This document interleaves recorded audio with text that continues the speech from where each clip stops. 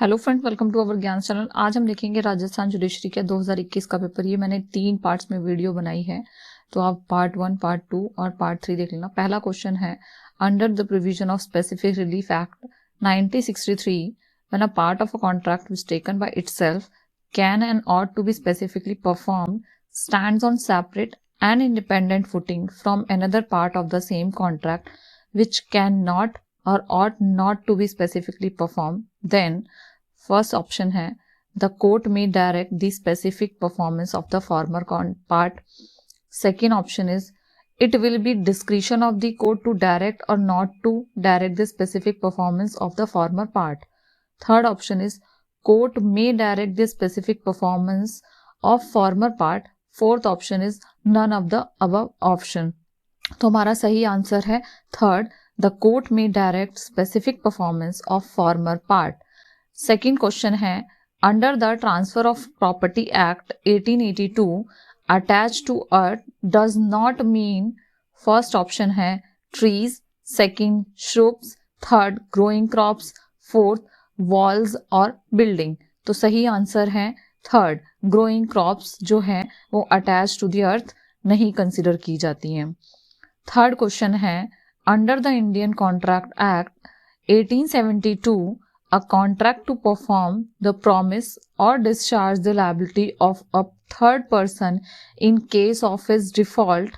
पहला ऑप्शन है is a contract of guarantee, second option is a contract of warranty, third option is a contract of indemnity and fourth option is none of the above. इसका सही answer है option 1 is a contract of guarantee.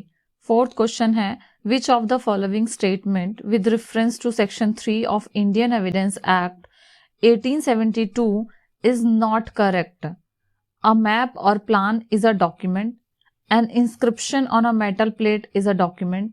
A caricature is not a document. Fourth, that a man said certain words is a fact. तो इसका सही answer है तीसरा, a caricature is not a document. पांचवा question है, if for a period of dash a member of a house of legislature of state without permission of the house is absent from all the meetings thereof, the house may declare his seat vacant. पहला है 120 days, दूसरा है 90 days, तीसरा है 60 days, चौथा है 30 days। तो इसका सही आंसर है 60 days, third option. Sixth question है, under the CPC which of the following is not a supplemental proceeding? तो पहला ऑप्शन है appointment of a receiver, second granting of a temporary injunction, third arrest and attachment before judgment, fourth granting a permanent injunction. तो इसका सही answer है option fourth. सातवां question है, under the CPC in a one situation that the contract of engagement of a lawyer by a party to suit will be deemed to be continue even after the death of that party, which is that situation? First है, till the pleader inform the court about death of party, second till the legal heirs engage a new lawyer, third till an application for implement of legal heir is filed, fourth till the legal heir are brought on record। तो इसका सही answer है पहला, till the pleader inform the court about death of party। अगला question है 8th, for the purpose of hearing any reference under article 143 of Constitution of India, the minimum number of judges of Supreme Court who are to sit for the purpose shall be 3, 5, 7 और 11। तो इसका सही answer है 5 जजेस होने चाहिए। Ninth question है, in which of the following case presumption of a contract to the contrary under the section of 230 of Indian Contract Act shall not be presumed? पहला ऑप्शन है where the contract is made by an agent for sale or purchase of goods for a merchant resident abroad. Second option है where the principal does not disclose the name of his agent. Third option है where the principal though disclose cannot be sued. Fourth option है in all of the above. तो इसका सही answer है second, where the principal does not disclose the name of his agent. 10वां question है, An advertisement in a newspaper inviting tenders is first proposal, second invitation for conversation, third promise और fourth invitation for proposal. तो इसका सही answer है fourth. आप definition पढ़ेंगे ध्यान से तो आपको समझ आ जाएगा। 11वां क्वेश्चन है what is mean by statutory interpretation. पहला है option the interpretation of a statute by the Parliament, second option the interpretation of statute by the House of Commons, third option है the interpretation of statutes by the court and fourth option है interpretation of a statute by the House of Lords. तो इसका सही answer है third, the interpretation of statute by the court. Statues की interpretation courts के through की जाती है।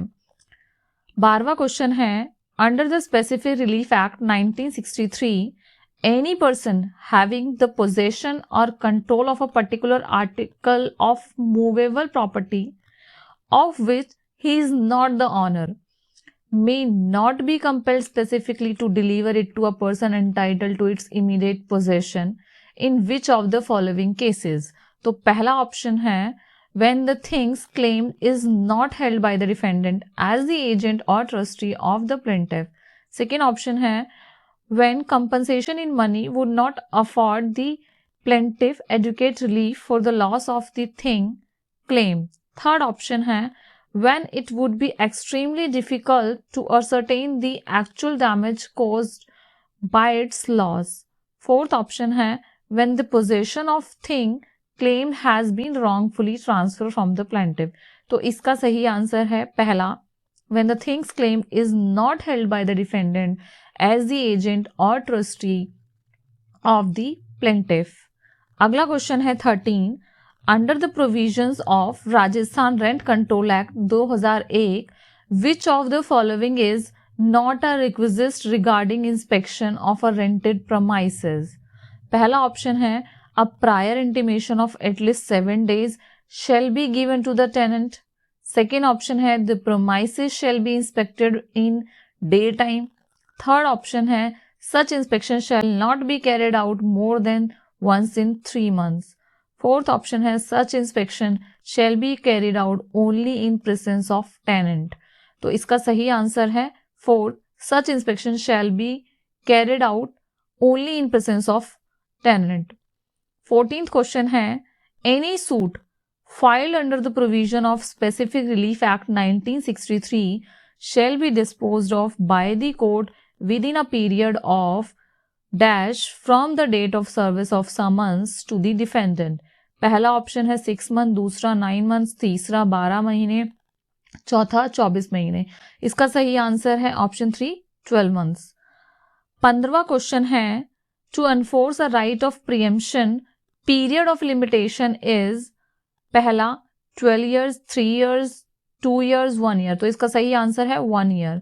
16 क्वेश्चन है Atrus magis valet comperet is also known as rule of harmonious construction, rule of reasonable construction, rule of adjudice generis, fourth all of the above। इसका सही answer है second rule of reasonable construction. 17वां question है under the CPC in which of the following case signed does not include stamped, first summon, second bailable warrant, third attachment warrant और fourth judgement. तो इसका सही answer है judgement. अगला question है 18 which of the following statement regarding chapter 8 of TPA relating to of transfer of actionable claims is incorrect. First option है this chapter applies to the instruments which are for time being by law or custom negotiable. Second option है this chapter does not apply to any mercantile document of title of goods। third option है the transferee of actionable claim shall take it subject to all the liabilities and equities and to which the transferor was subject in respect thereof at the date of transfer।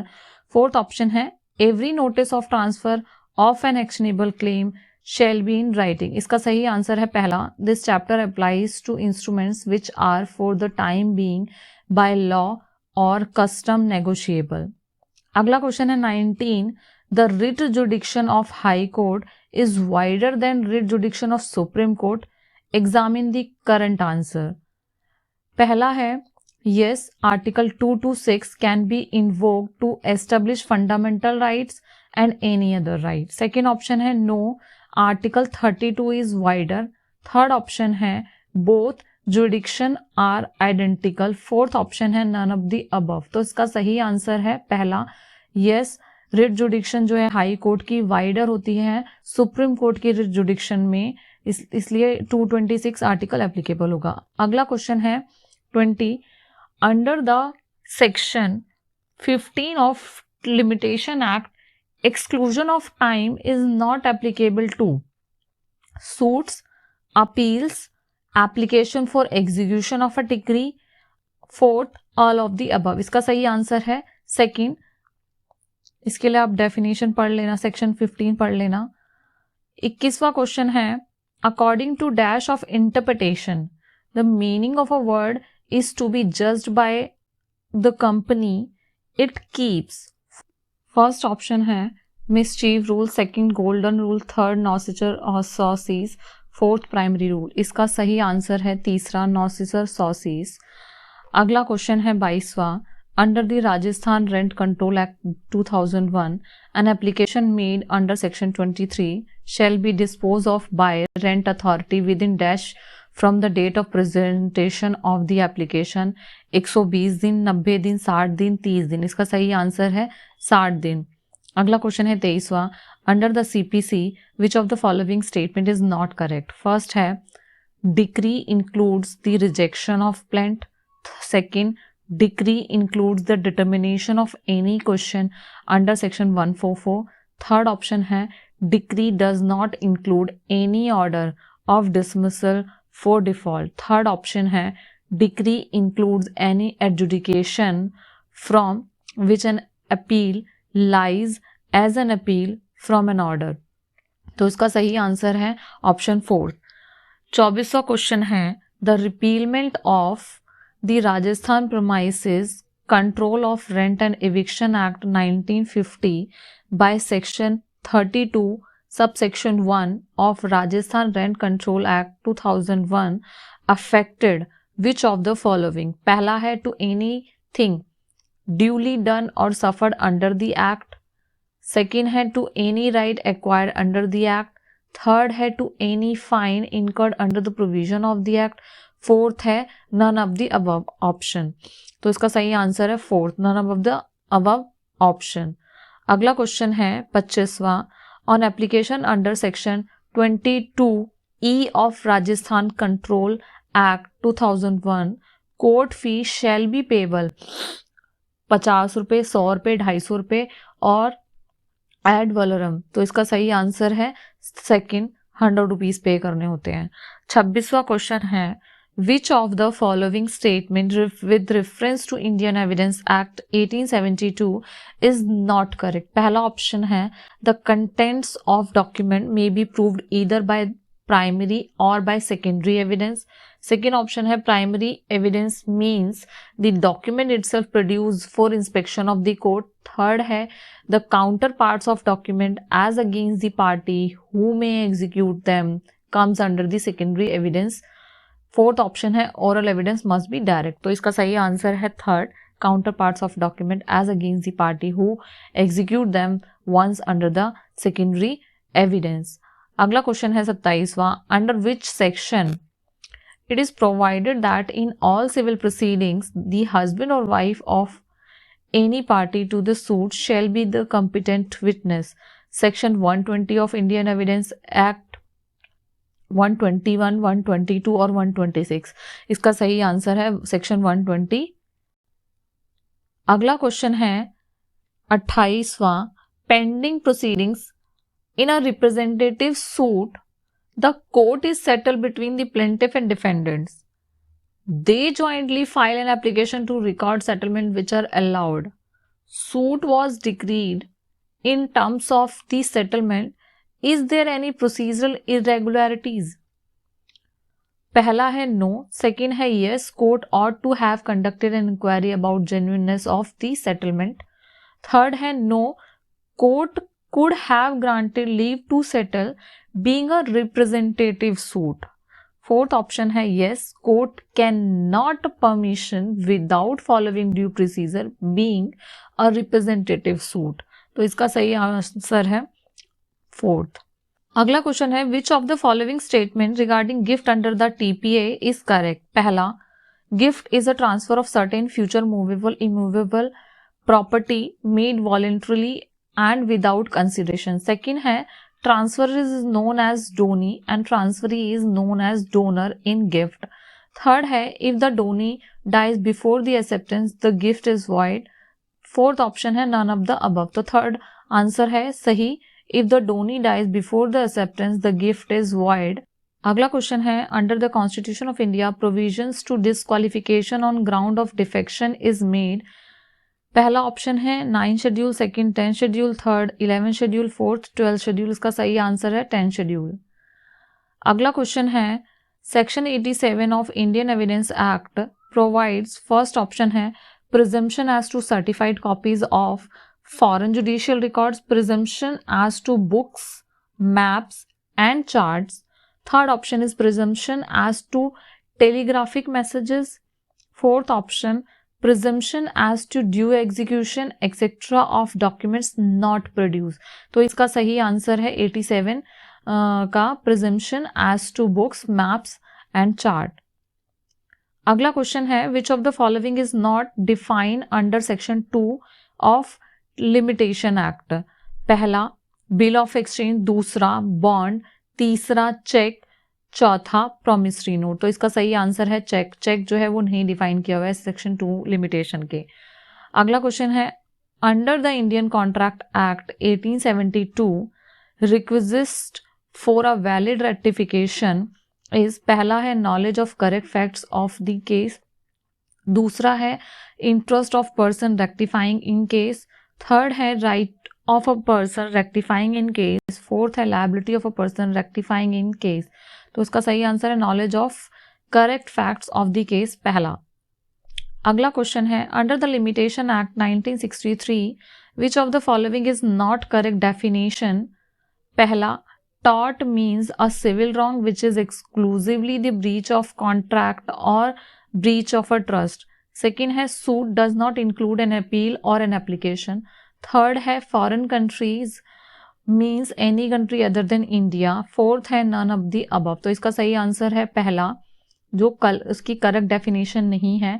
Tort means a civil wrong which is exclusively the breach of a contract और breach of trust. अगला question है the concept of free legal aid takes its root from which article of the constitution of India.